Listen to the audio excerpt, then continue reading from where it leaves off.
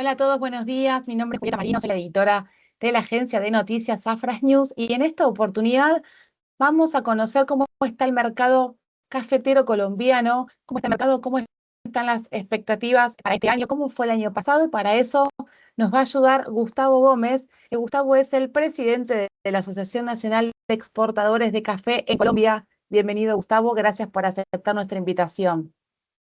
Hola Julieta, muchas gracias a ti por esta invitación. Para mí es un gusto conversar contigo de estos temas que nos gustan tanto, que es el café y pues todo el impacto que tiene en familias cafeteras y en la economía de nuestros países. Bueno, nos vas a ayudar a tratar de entender, ¿no? Ciertas cosas, ciertas noticias que están pasando y que hemos seguido desde aquí en la agencia. La más reciente sería el anuncio del fin de semana de Donald Trump, bueno, con el conflicto con la Corte Suprema, que adicionaría entre el 10% y 15% de aranceles a todas las economías. Quisiera conocer si esto tiene impacto en lo que es el producto cafetero colombiano, cómo quedan los aranceles respecto a otros competidores, que es un tema que sé que ustedes han sido durante todo el año, que ha dado mucho que hablar también. Pues mira, yo creo que como que uno con el tiempo se acostumbra a las cosas. Yo creo que la primera vez que nos anunciaron aranceles, que fue por una tensión política de Estados Unidos y Colombia, pues fue bastante crítico, no sabíamos qué hacer. Se anunció un arancel inicial del 25% y eventualmente del 50%, y pues eso nos hubiera sacado del mercado inmediatamente. Después viene entonces este tema, finalmente eso no se dio, se calmaron las cosas. Después viene el tema de los aranceles recíprocos, eh, y pues ahí también hubo mucha tensión. Finalmente quedamos en un 10%, después subimos un poco, después volvimos a bajar. En algún momento estábamos con un menor arancel que Brasil. Brasil tiene un arancel bastante alto, tuvo durante mucho tiempo un arancel del 50%. Eso de inmediato comenzó a generar un cambio de flujos. Ujú. Vimos que el café brasilero se fue mucho más hacia Europa y Asia, y el café de Colombia pues comenzó a irse muy hacia los Estados Unidos. Había varias cosas que influían ahí. Uno de ellos, pues el precio de bolsa estaba bastante alto. Entonces estábamos en niveles de $4, por encima de $4, y un arancel del 50% pues sacaba del mercado a cualquier competidor que tuviera. El mercado norteamericano sin duda alguna es el principal destino de nuestras exportaciones. Ujú. Casi el 40% de las exportaciones, no solo de café, sino de nuestras exportaciones agro, casi en Claro. general, van hacia los Estados Unidos, y por eso la relación con ellos pues ha sido muy importante y hemos, digamos, tratado de mantener esos canales diplomáticos. Con este anuncio que pasó el fin de semana, pues Sí. lo que hemos dicho, primero que todo, es que hay que entender un poco qué es lo que va a pasar hacia el futuro. Todavía hay mucha incertidumbre, por ejemplo, qué va a pasar si los aranceles no eran constitucionales, qué va a pasar con todo ese dinero que se recaudó. Y también de aquí en adelante, pues cómo se va a ir como aterrizando todo esto, lo que hemos visto en medidas anteriores, que se genera mucha incertidumbre al principio y después se van como aterrizando las cosas. Otra de las lecciones que hemos entendido es, mientras tengamos el mismo arancel base, todos los países que producimos café, y me explico, Brasil, Colombia, Honduras, Ujú. pues sin duda alguna esto afecta, y sobre todo afecta al consumo y a la cadena, porque ese 10% lo termina absorbiendo toda la cadena, pero no es algo que saque a algún país del mercado. Si es Ok. una decisión específica de un 50% a Colombia, eso sí sería catastrófico. Si todos los países productores, proveedores de café de Estados Unidos estamos en el mismo nivel de arancel, por supuesto es traumático, es complejo, genera incertidumbre, pero pues digamos que estamos en igualdad de condiciones todos Claro, los países. empareja las reglas del juego. Y puntualmente, entrando en la relación entre Estados Unidos y Colombia, vos hacías referencia al principio que fue por una tensión, este año ha tenido un vínculo tumultuoso. ¿El productor cómo reacciona, digamos? Porque esto, ¿no? Estados Unidos es actualmente el principal comprador de café. ¿Ya tiene incorporado este riesgo de cuando la tensión se tensa? ¿Tiene herramientas para poder cubrirse? ¿Cuál es la mirada del productor ante esta tensión latente? Sí, la situación no es fácil. Pues afortunadamente creo que pues, a pesar de diferencias políticas, los canales institucionales entre los países se han mantenido y las relaciones comerciales pues han seguido fluyendo entre los dos países, especialmente porque en el caso de Colombia, digamos, la balanza es deficitaria, es decir, nosotros le compramos más a Estados Unidos de lo que le vendemos y Ujú, eso pues hace que, digamos, la relación comercial sea mucho más llevadera.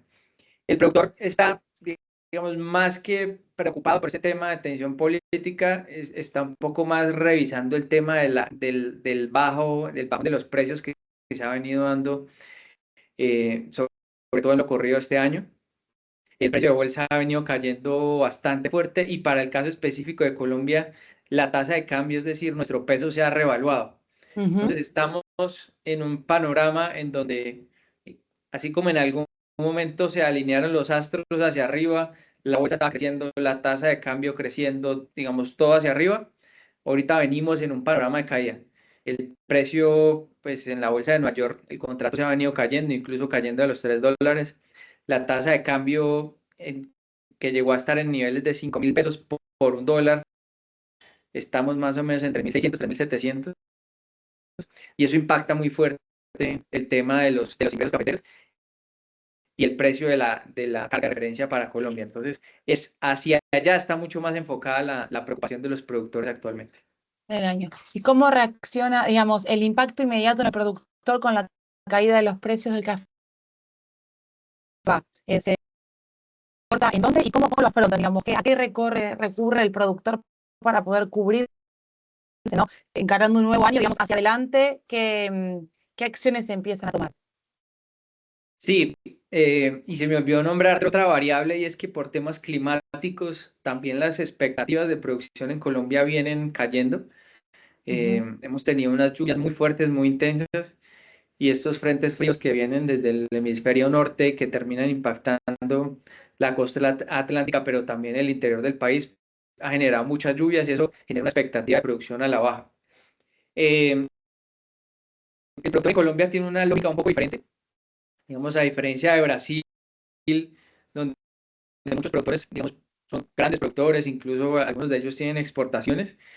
En Colombia, digamos, el promedio son pequeños productores que normalmente le venden a comercializadores y exportadores. ujú. Entonces, pues, digamos, lo que se ha tratado de hacer mucho es apoyar con recomendaciones técnicas, con alivios, con, digamos, herramientas o beneficios que ayuden a que las productividades no bajen tanto. Los temas de fertilización, temas de asistencia técnica que ayuden, aunque el clima no ayude tanto, pues la producción no caiga. Y pues también enseñar un poco a los productores cómo reducir los costos de producción, yo creo que es fundamental. Y por el lado del exportador, lo que hemos venido haciendo también como asociación es capacitando a los exportadores, entendiendo cuáles son las herramientas de bolsa que les permiten en buenos precios poder fijar, digamos, esos precios en los que adquirieron el café, poder fijarlos a futuro para que, digamos, estos vaivenes o estas caídas del mercado pues no terminen impactando tan fuerte el tema de los ingresos. Claro. La cosecha del 2025 fue muy buena, alcanzando récord de exportaciones y un récord productivo. Para este año, esto que vos estás mencionando, Gustavo, ya había adelantado, ¿no? Por lo menos de la Federación, que el clima parece ser una de las variables que puede limitar la producción. Y bueno, se sumaría esto del riesgo de los aranceles. ¿Hay alguna estimación, digamos, de el clima podría afectar hasta dónde, digamos, ustedes ya vienen viendo cómo podría ir reaccionando la campaña? Sí, hay que hacer una precisión, una pequeña precisión y es la cosecha muy buena fue en 2024. Tuvimos una producción demasiado buena, muy asociado a que vuelve el fenómeno del niño en 2024. Tuvimos mucha radiación solar, eso incrementó los niveles de producción Y lo que sucede es que en el último periodo, que es la cosecha principal nuestra aquí en Colombia, que es octubre, noviembre, diciembre, Ujú. enfrentamos problemas logísticos que hicieron que no pudiéramos exportar todo el café. Entonces se generó un inventario que terminó siendo exportado, sobre todo en el primer trimestre de 2025. Eso hizo que no la producción, pero sí las exportaciones fueran las más altas en mucho tiempo. En valor, las más altas de toda la historia fueron más de 6.000 millones de dólares lo que se exportó en café el año pasado. Y en volumen alcanzamos unos volúmenes de exportaciones por encima de los 13 millones. Eso ayudó mucho. Este año ya se ve, digamos, desde 2025 comienza nuevamente el fenómeno de la niña, comienza a Ujú. caer la producción. Más o menos se estimó que un 10% de caída con respecto al año anterior, principalmente generado por las lluvias del primer trimestre, que es lo mismo que está pasando ahorita y que tiene una implicación directa en la cosecha principal hacia final de año. Entonces, este primer semestre se ve, digamos, un semestre de 6 millones de sacos, para Colombia más o menos están en el normal, pero un segundo semestre un poquito más golpeado, y además va a coincidir con un panorama en donde el precio viene cayendo producto de unas mejores estimaciones de producción de Brasil. Entonces, como te dije, como en algún momento los astros y los indicadores se alinearon hacia arriba, ahorita pareciera, sobre todo para el segundo semestre, que se comienzan a alinear hacia abajo. Y quería consultarte, bueno, en este contexto que pinta bastante retador para el productor colombiano, ¿no? Entre el clima, las tensiones, los precios, Asia comienza a posicionarse como un nuevo, ¿no? Centro exportador interesado en el producto colombiano, que permite ser una puerta y un mercado creciente. ¿Cómo se preparan desde Colombia para poder exportar y, bueno, a este nuevo mercado? Sí, uno puede ver Asia de dos maneras, de hecho, porque hay que verlo desde el punto de vista productivo. Cuando tú ves, pues Vietnam había tenido una caída en producción importante, Vietnam comienza a recuperarse, Indonesia, bueno, todos estos países del sur que venían como cayendo un poco por temas climáticos, comienzan una recuperación en producción, y eso genera una mayor cantidad de café disponible, y digamos que ellos son mayor productor de robusta, pues de una vez los precios de robusta comienzan a ajustarse a la baja. Y también desde el punto de vista de la demanda de café, pues Asia ha venido creciendo pues a doble dígito en los últimos 5 o 6 años. Especialmente China, pues ha venido creciendo mucho, los chinos están comenzando a aprender a tomar café, y pues es un mercado absolutamente gigantesco, que donde de verdad se desarrollara pues toda esa cultura cafetera, digamos, el nivel de demanda se explotaría, y volverían a regularse los precios. En esa estructura de mercado, Asia, Japón es el digamos, es el mercado más importante, el destino más importante para nosotros. Ujú. Históricamente lo ha sido. Corea ha generado mucho protagonismo, digamos, creciente, y China, pues es el gran mercado dinámico.